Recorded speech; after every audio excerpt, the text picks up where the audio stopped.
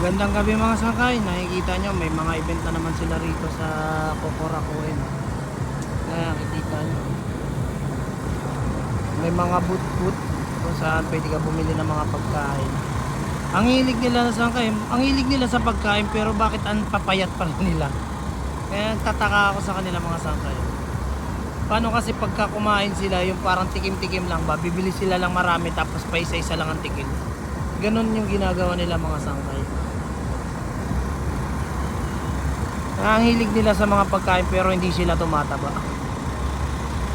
Nakakatuwa lang. Yan lang mga sangkay, quick update lang tayo. Kung nagustuhan nyo mga ganitong content, follow nyo lang po ako sa aking Facebook account, ganun din po sa aking YouTube channel, Makoy Vlogs TV, para masundan nyo pa po yung mga susunod kong i-upload. Yun lamang po mga sangkay, maraming salamat and God bless po.